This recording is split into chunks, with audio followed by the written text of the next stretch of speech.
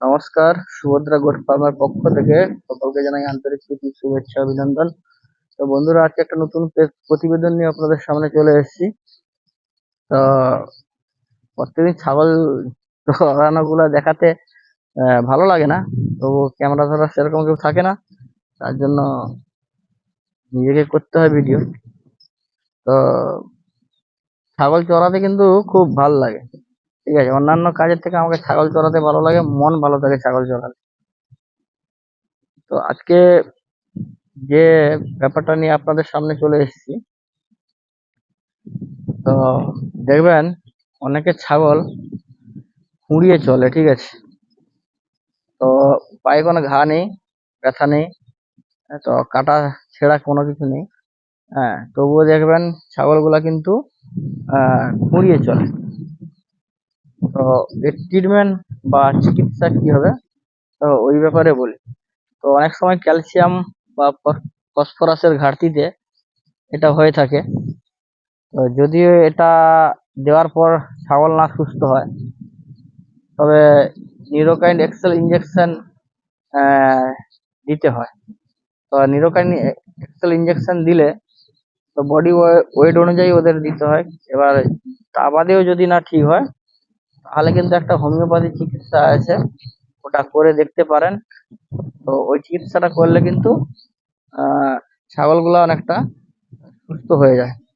মানে আমি যে ট্রিটমেন্ট করেছি সেইটাই আপনাদের সঙ্গে আলোচনা করি বা বলে থাকি। তো আমার একটা ছাগল খুঁড়িয়ে চলতো, হ্যাঁ। তো যখন তখন, মাঝে মধ্যে, সব সময় না। তো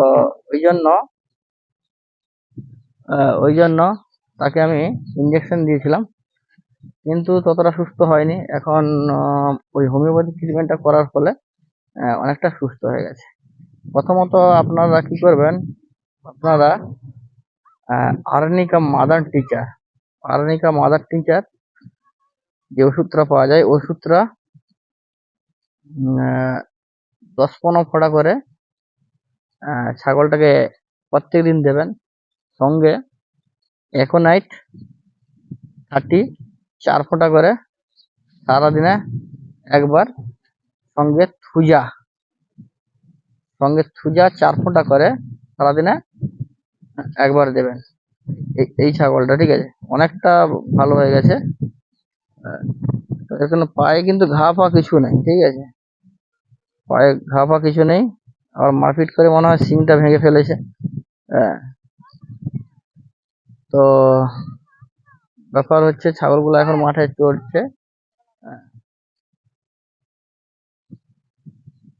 তো ওই যে হোমিওপ্যাথি ট্রিটমেন্টটা বললাম, যদি কোনো দাদা ভাই বা নতুন খামারির ছাগলের এই সমস্যা হয়ে থাকে, আপনারা অবশ্যই এই ট্রিটমেন্টটা করবেন, ছাগল সুস্থ হয়ে যাবে। তার আগে অবশ্যই আপনারা নেরোকাইন এক্সেল ইনজেকশনটা দেবেন। ওইটাই যদি সুস্থ হয়ে যায় তো ভালো কথা, যদি না হয় তখন কিন্তু আপনাদের এই ট্রিটমেন্টটা করতে হবে।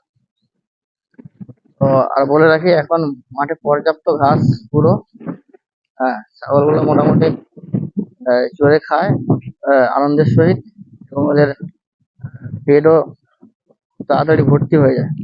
একটু মাছি ডিস্টার্ব করছে। তো প্রতিটা ভিডিওতে আপনাদের প্রয়োজন অনুযায়ী, হ্যাঁ, কিছু কবে এলোপ্যাথি, কবে হোমিওপ্যাথি, কবে আয়ুর্বেদিক, কবে ঘরোয়া চিকিৎসা বলতেই থাকবো। তো বর্ষার সিজন আসছে, এবার ছাগলগুলা ঘন ঘন অসুস্থ হবে, ঠান্ডা লাগবে, বর্ষায় ভিজবে। তো আপনারা অবশ্যই অনেকে মিক্স ওয়েল ব্যবহার করে থাকেন, তো ওটাও ব্যবহার করতে পারেন। যদি না মিক্স ওয়েল না পান, করঞ্জা তেল, ওটা আপনারা ব্যবহার করতে পারেন। এগুলা ঘরোয়া চিকিৎসা। সেটা যদি না পারেন, এমনি সরিষা যে তেল থাকে, সরিষা তেলের সঙ্গে একটু রসুনকে ফুটিয়ে নাকে শিঙের গোড়ায় দিলেও ছাগলগুলা অনেকটা ভালো থাকে, সর্দি থেকে ওদের মানে অনেকটা উপশম হয়। তো এগুলা ঘরোয়া চিকিৎসা প্রায় কম বেশি সব জায়গায় মানুষ ব্যবহার করে থাকেন। যদি ঘরোয়া চিকিৎসায় রোগ জ্বালা ভালো হয়ে যায় তাহলে আর আমাদের কিন্তু ইয়ে করার প্রয়োজন নেই, মানে ওষুধ কেনার বা ওষুধ খরচা করার প্রয়োজন নেই। যখন বেশি হবে বা আহ, মানে হাতের নাগালের বাইরে চলে যাচ্ছে তখন কিন্তু আমাদের অ্যান্টিবায়োটিক বা ডাক্তারি পরামর্শ নিয়ে কিন্তু চিকিৎসা করা প্রয়োজন আছে। তো সবাইকে বলবো যাদের কমে 8টা 10টা মা ছাগল আছে, ইনারা খামারে একটা পাঁঠা রাখার চেষ্টা করবেন। কারণটা হচ্ছে পাঁঠা রাখলে যে সুবিধা, সে সুবিধাগুলা আমি অনেক আগে ভিডিওতেও বলেছি, আর একবারও বলছি। কারণ আমার ছাগলগুলা হিটে আসতো খুব দেরি করে করে, খুব দেরি করে করে আসতো। তো যবে থেকে পাঁঠাটা রেখেছি, পাঁঠাটা ছোটই কিনেছিলাম, পাঁঠাটা এখন মোটামুটি বড় হয়ে গেছে। তো প্রায় ছাগলগুলা হিটে আসছে, প্রায় ছাগলগুলা প্রেগনেন্ট হয়ে যাচ্ছে। তো এইটাই হচ্ছে সব থেকে বড় কথা, যে ছাগলগুলো হিটে আসবে এবং তাড়াতাড়ি প্রেগনেন্ট হবে। অন্য কারো কাছে নিয়ে যেতে হবে না, নিজের পাঁঠা দিয়েই হবে। তো এটাই সুবিধা। কারণ ছাগল চাষ করতে গেলে যতই প্রোডাকশন বেশি হবে বা ছাগল বাচ্চা বেশি হবে, আপনার ইনকাম বা আপনার মনের যে আশা বা আপনার যে চলার পথে যে যে আপনার ইচ্ছা, উপার্জনের যে ইচ্ছা বা আপনার সাংসারিক যে খরচা চালানোর যে আর্থিক যে প্রয়োজনীয়তা, ওটা কিন্তু আপনি আহ, করতে পারবেন, ইনকাম করতে পারবেন। আর আপনি ছাগল রাখলেন, হিটে এলো না, একটা ছাগল আপনি ইয়ে দেখালেন, মানে ওকে ব্রিডিং করালেন, ওর বাচ্চা হলো, বাচ্চা হওয়ার পর আবার 1 বছর 1.5 বছর কোনো ওর বাচ্চা হলো না, তখন কিন্তু ওই গ্যাপটা যে হয়ে যাচ্ছে ওইটাই আপনার খাবার খরচা বা ওর পেছনে যে পরিশ্রম, তো ওখান থেকে আপনার মুনাফা বা আপনার লাভটা তেমন হবে না। তার জন্য পাঁঠা হচ্ছে আহ, আপনার খামারের মেরুদণ্ড। পাঁঠা থাকলে কিন্তু খামারের ছাগলের হিটও তাড়াতাড়ি আসবে এবং খামার খুব তাড়াতাড়ি অগ্রগতি লাভ করবে। তো সবার ক্ষেত্রে পাঁঠা রাখা সম্ভব হয়ে ওঠে না। অনেকের জায়গা থাকে না, অনেকের হয়তো আর্থিক অবস্থা ভালো নেই, বা অনেকের হয়তো দেখবেন কম ছাগল আছে। তো আপনারা যাদের 8টা 10টা মা থাকে, মোটামুটি একটা পাঁঠা রাখতেই পারেন, কোনো অসুবিধা নেই। একটা পাঁঠা দিয়ে আপাতত 20টা মা ছাগলকে ব্রিডিং করানো যায়, কোনো অসুবিধা নেই। তবে একটা রিকোয়েস্ট বা অনুরোধ থাকবে, যতই যে যা পয়সা দেবে বলুক বা পয়সা আপনার ছাগলের মানে পাঁঠা দেখাতে বলবে, যে আপনার পাঁঠার এই ভিজিট দেবো বা আমার ছাগলটা একটু পাঁঠা দেখান, ব্রিডিং করান, এইটা করবেন না। হুম। কারণ পাঁঠা দেখালে ওই পাঁঠা পরে অসুস্থ হওয়ার চান্স থেকে যায়। কারণ বাইরের ছাগল, কার কি জায়গার ছাগল আছে কে জানে, কোথা থেকে নিয়ে আসে, বা ভ্যাকসিন ফ্যাকসিন দেয় নাকি, তখন আপনার এত দামি এত শখের পাঁঠাটা কিন্তু নষ্ট হয়ে যাবে। হয়তো ওখান থেকে আপনি পয়সা কামাতে পারেন, না বলছি না, কিন্তু আপনার পাঁঠাটা কিন্তু ইয়ে নষ্ট হয়ে যাবে। ঘুরিয়ে আনো। তো পাঁঠাটা কিন্তু ইয়ে নষ্ট হয়ে যাবে। তো ছাগলগুলো মাঠে চড়ছে মোটামুটি, এখন 1-1.5 ঘন্টা চড়বে, তারপরে নিয়ে পালিয়ে যাব। আর একটা জিনিস হচ্ছে, আপনারা কিন্তু সবসময় চেষ্টা করবেন ছাগল পালনের সঙ্গে সঙ্গে ইয়ে মানে একটা খাতা মেনটেন করার। কারণ কোন সময় কোন ছাগলকে আপনারা ইয়ে করাচ্ছেন, ব্রিডিং করাচ্ছেন, কোন ছাগলকে কখন কৃমির ওষুধ খাওয়াচ্ছেন, কখন ভ্যাকসিন দিচ্ছেন, এবং কখন আপনারা ওই ছাগলগুলোকে কার বাচ্চা কখন হচ্ছে, এইসব একটা খাতাতে লিখে রাখলে সুবিধা হয় এবং ভালো হয়। তার কারণটা হচ্ছে আপনার মনে থাকবে যে কোন ছাগলটা কোন সময় হলো বা কোন সময় ওর টিপাতে হবে, মানে খাসি করতে হবে, কোন টাইমে কৃমির ওষুধ দিতে হবে, কোন টাইমে অনেকটা সুবিধা হয়, আর কোন ছাগলের বাচ্চা কোনটা, এইসব কিন্তু লিখে রাখলে অনেকটা সুবিধা হয়। অবশ্যই আপনারা এই সিস্টেমটা মেনে চলবেন এবং ছাগলগুলাকে আপনারা ছোটবেলা থেকে একটু যত্নের সহিত রাখার চেষ্টা করবেন, ঠিক আছে? কারণ হচ্ছে ছাগলের গায়ে একটা গ্লেজ থাকবে, উজ্জ্বল উজ্জ্বল ভাব থাকবে সব সময়। তখন ছাগলগুলো সব সুস্থ থাকবে এবং স্বাভাবিক থাকবে। তো যে হোমিওপ্যাথি ট্রিটমেন্টটা বললাম ওইটা আপনারা করে দেখতে পারেন। আর পরবর্তী ভিডিওতে আবার দেখা হবে।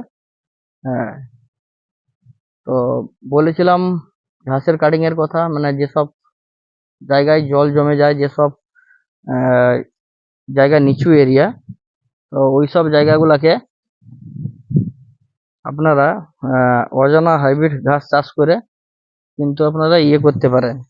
হ্যাঁ, ছাগল পালন করতে পারেন।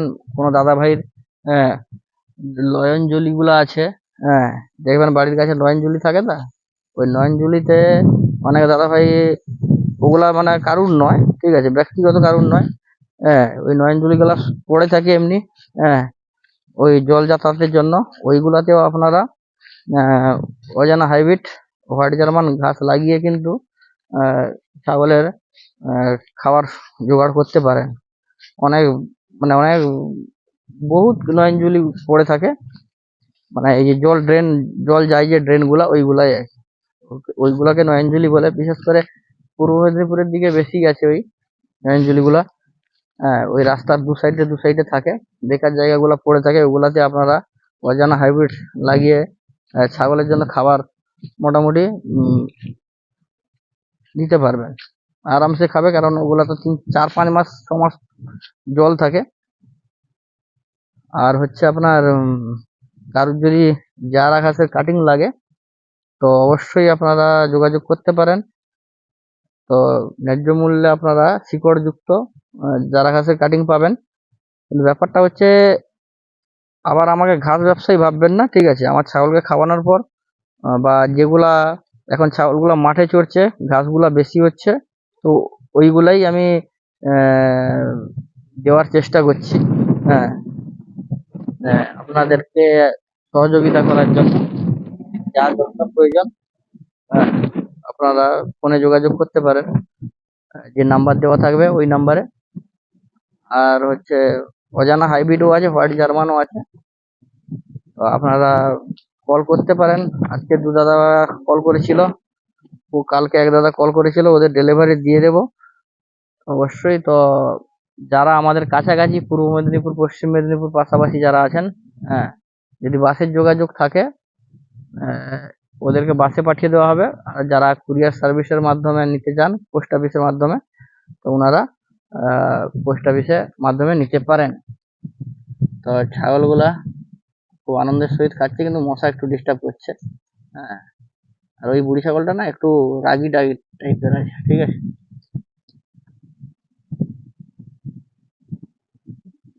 তো সবাইকে বলবো, সুভদ্রা গোট ফার্মের পক্ষ থেকে আন্তরিক প্রীতি, শুভেচ্ছা, অভিনন্দন। আজকে এই পর্যন্ত, পরবর্তী ভিডিওতে আবার দেখা হবে। ধন্যবাদ।